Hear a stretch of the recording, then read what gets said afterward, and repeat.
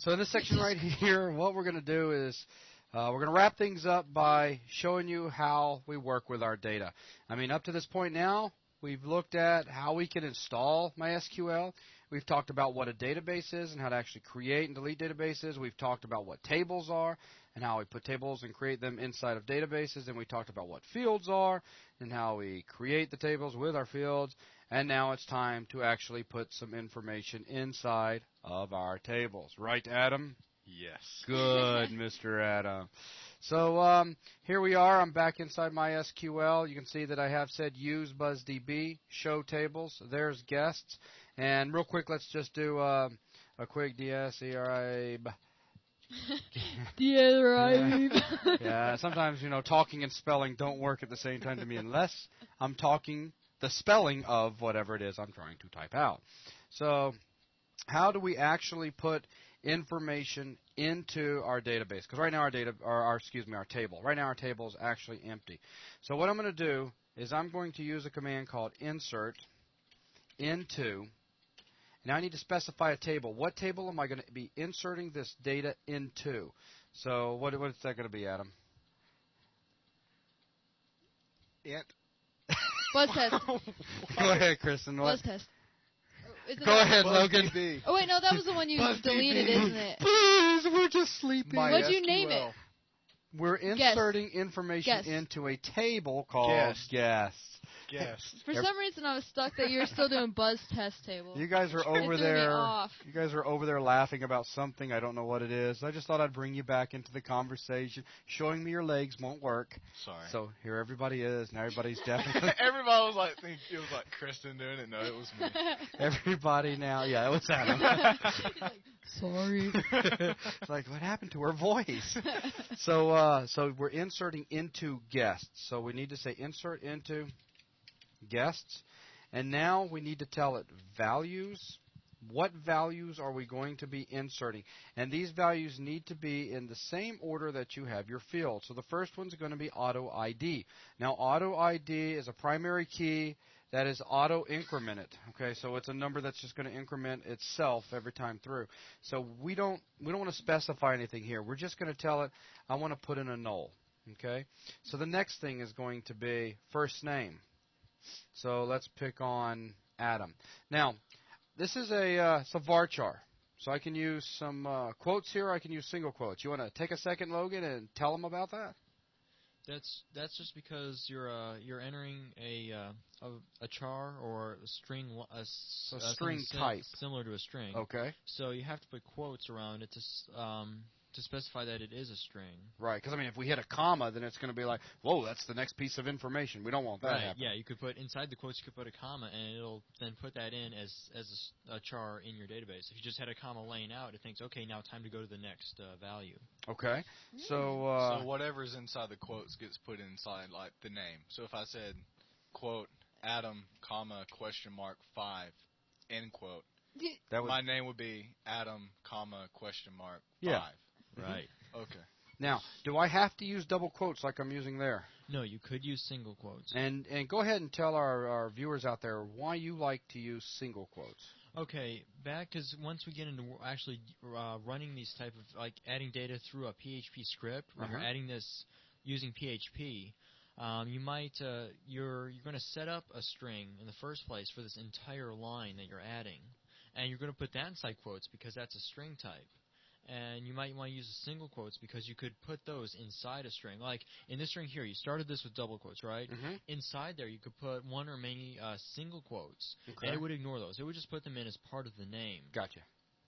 So it can be handy to interchange those out. Like if you have this entire line in a string with single quotes, you could use the double quotes in here, or vice versa. Very cool. I just thought it'd be nice to have you share that with them. So this right now, Noel is for auto ID. Adam is going into first name. M. Spell your last name for me. MCG. MCG. UI. RE. RREY, because we don't really want to let anybody know who you actually are, right, Mister? Here's my full name, telephone number, and I just set you up. That's all it is. Okay. I had to get you at least once tonight. Adam McGuire. So Adam McGuire is now in there. Okay. And, oh, dear, I accidentally hit enter. Have I heard anything, Logan? Dear. Not yet, because this is where the terminator becomes really important. That's right. What if you have, if you're working, say, with a table that's even bigger than this, and you have a whole long line of values you have to enter, and it's starting to get confusing because it wraps multiple times. If you haven't yet used a terminator and hit enter, it'll just let you continue typing on the next line. This will allow you to better organize what you're trying to put in the database. Absolutely. And so, I'm sorry, go ahead. And it won't actually, because like before we were hitting enter and it was like running these queries and doing what we were typing. In this case, it won't do this insert until it hits a terminator. So we can go and type as many lines as we want and then put a terminator when we're done. So I could simply come in here now and say, comma, Adam, you're what? You're 46? Yeah. 46, right? Right. And if I wanted to, I could hit enter again, and I could say, comma, quotes, loves 3D Buzz. Well, you do, don't you? Yes. Okay, otherwise I was just going to have to ask you to leave. Yeah. Okay, so that would be good. A bad thing. So basically now, keep in mind, this 46 right here is going into age. Loves 3D Buzz is going into comments. And let's go ahead and come down here, and what do we want to put here, Logan? We want to put the date.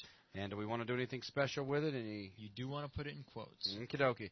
So give it to me. How do we want to throw it in there? Now, the date, the way this formats is a 4-digit year. So Okay. go ahead and type in the year. So it's really 1970. And a dash, a hyphen. Okay. And then the month.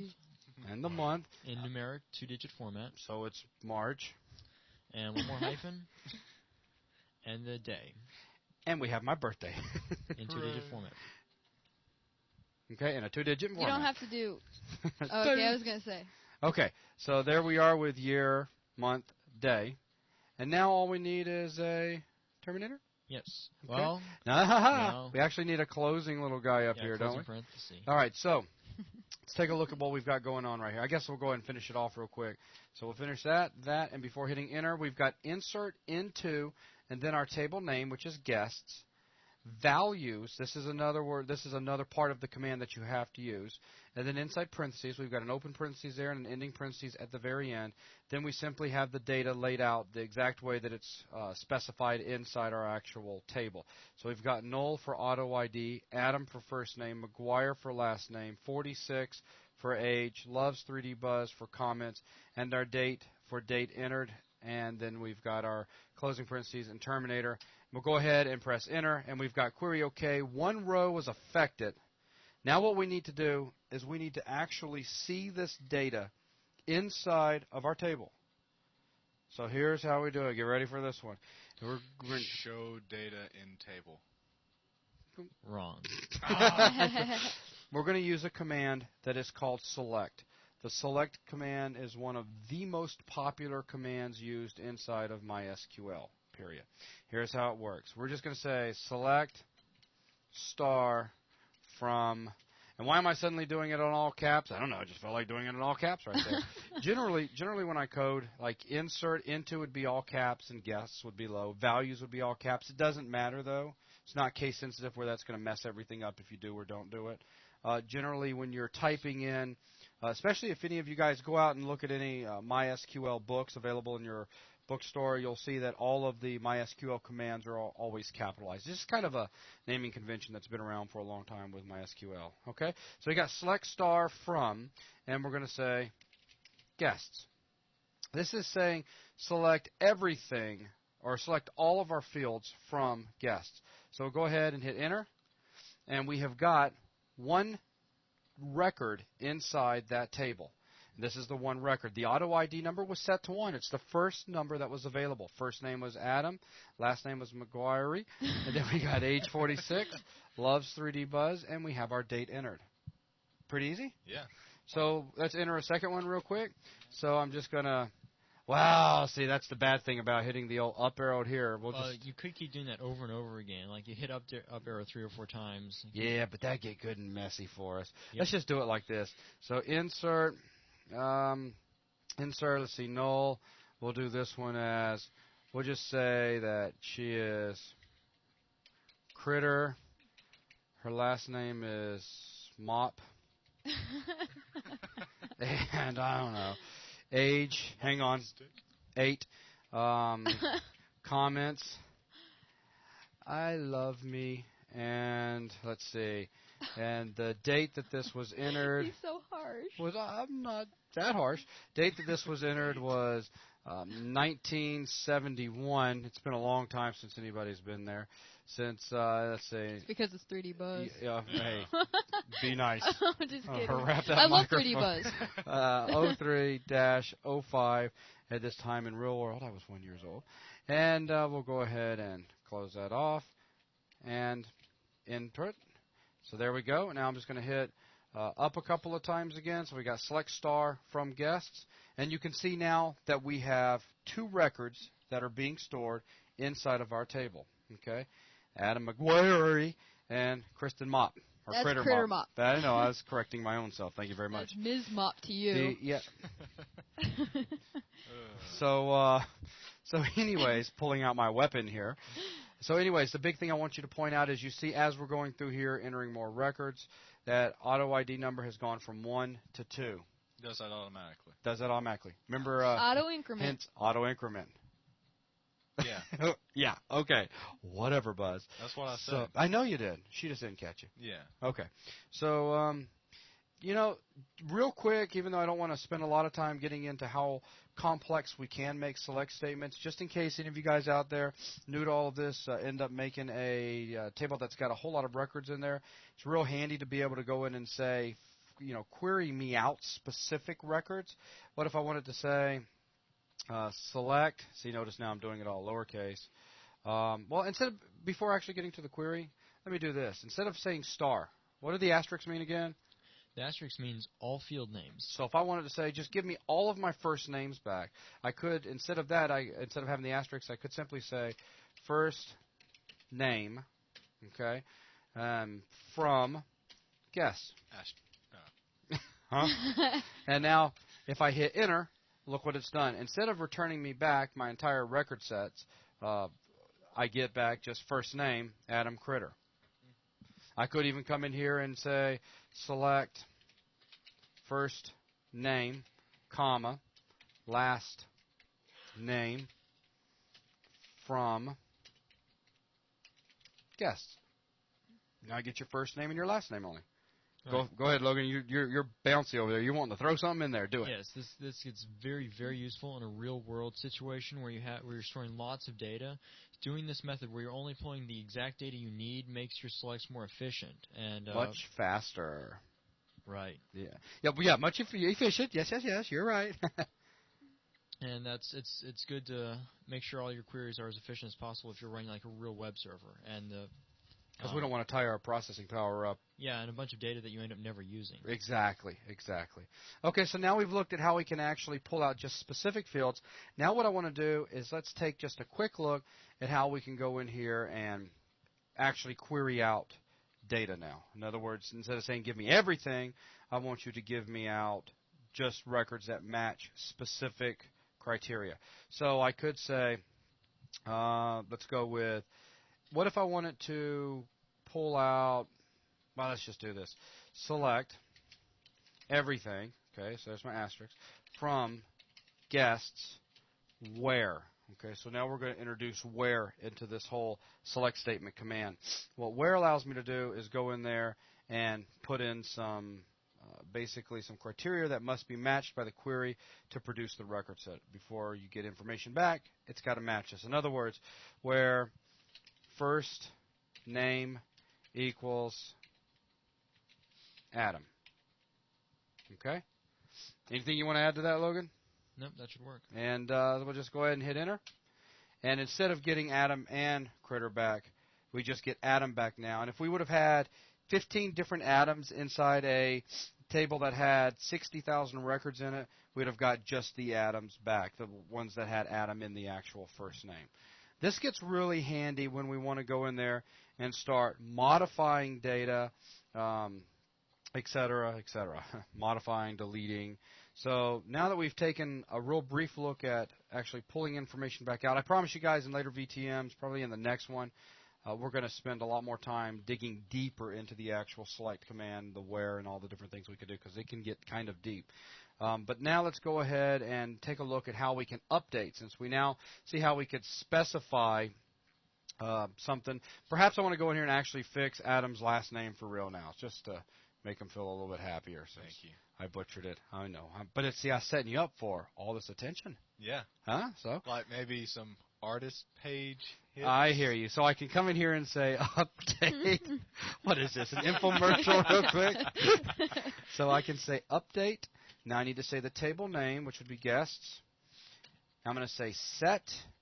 Now, I want to set the last name is going to be equal to, instead of McGuire, it's MC, well, let's throw this guy in quotes, MC, capital G? G, yes, capital G. G-U-I-R-E. McGuire. Okay. Now, if I hit enter right now, with a terminator on the end, of course, right. What's going to happen there, Mr. Logan? Well, it's going to set the last name field to McGuire, every record. So basically, we will marry Critter and Adam right here on the spot by hitting enter, right? Yeah. On this very special it would VPM. Be Critter. It would be Critter McGuire. That's kind of funny. Adam doesn't find that as funny as I do. I think it's funny. So do you have to do where? There you go. So now we can come back in here and we can say where. And now if we wanted to, we could say, there's several ways we could go about this. We could simply say auto ID equals 1 because we know what that is. We could use the same select that we saw, or the same where from the select we saw a minute ago, where I could say where first name equals Adam. Of course, that's a lot of typing. So I just wanted to point out that you can do multiple things. So in this case, I just want to say where auto ID is equal to 1. Okay? So could you change everybody who is 46? Could you change their last name to McGuire? Yep. Or I could say where age equals 46, and all of those would be changed. Cool. And we don't have our where doesn't have to be just one thing. It's not just equal. You could actually specify a range. You could say people you're using greater than and less than, and combining them.